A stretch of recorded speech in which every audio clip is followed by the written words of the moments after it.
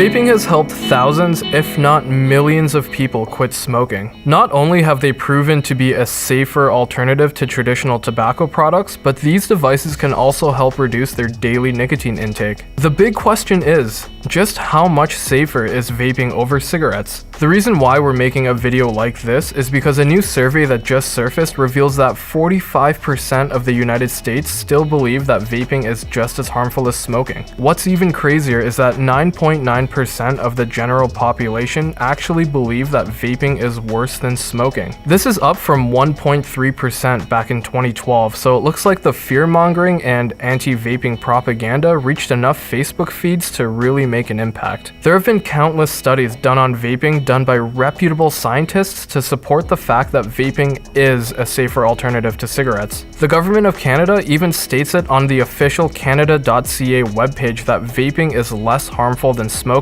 and that it's a viable option to quit smoking. So, with everything out of the way, let's talk about the differences between vaping and smoking. So first off, smoking cigarettes is the result of burning tobacco, obviously. Because what you are inhaling is from a combustible product, it produces smoke. This smoke contains nicotine, but it also contains tar, carbon monoxide, and a plethora of other chemicals. A common misconception is that the nicotine itself is the culprit of many different diseases that you can get from cigarettes, but that's not quite the case. This is where vaping comes into play.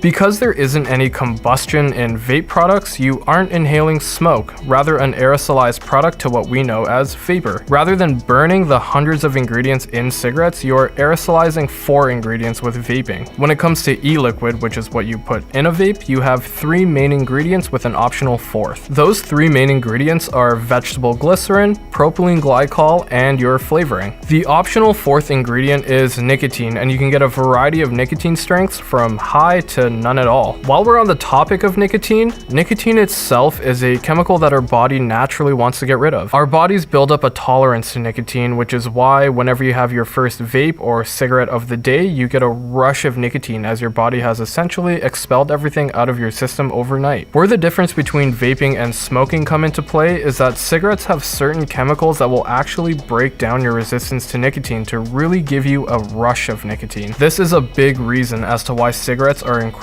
addictive. With vaping, however, these certain chemicals are not apparent. This is why many vapors actually drop their nicotine strength over time, some quicker than others. For example, when I first started vaping, I was vaping 18 milligrams of nicotine per milliliter. However, over time, I slowly started dropping my nicotine strength, and now I'm at 3 milligrams of nicotine per milliliter. A lot of times, vapors actually eventually hit 0 milligrams of nicotine and stop vaping altogether. The big difference between vaping and smoking in terms of research is time. Smoking has been around for years, and we have done extensive research on smoking to prove that it's not safe for you. However, vaping has only been around since 2006 and really started gaining popularity around 2013 to 2014. Many people believe that vaping will have a similar start that smoking did. When smoking was around, it was actually labeled as healthy, but it was only after real research was done that they determined that smoking is maybe not nearly as healthy as we thought. But what some people seem to forget is that we have come a long way in terms of technology and resources from when we were labeling cigarettes as healthy. Even though there are a few studies and articles that state vaping isn't safe with terms like popcorn lung or antifreeze and e-liquid, there are a ton of resources that debunk it. We have covered almost every misconception like that on our channel, so if you wanted some more information on these subjects, check out the rest of our videos. With all this said, the fact that there are more people that believe vaping is as bad or worse than smoking is alarming. Though only time will tell the long-term effects of vaping, from what we know now, it's a safer alternative to cigarettes, and instead of trying to slander vaping, we really should be pushing smokers towards this potentially life-saving alternative. And that pretty much wraps up this video. Now, if you like this video, please be sure to hit that like button down below and hit subscribe to stay up to date with our latest videos. As always, I'm Dave from Dash Vapes, and I'll see you on the next video.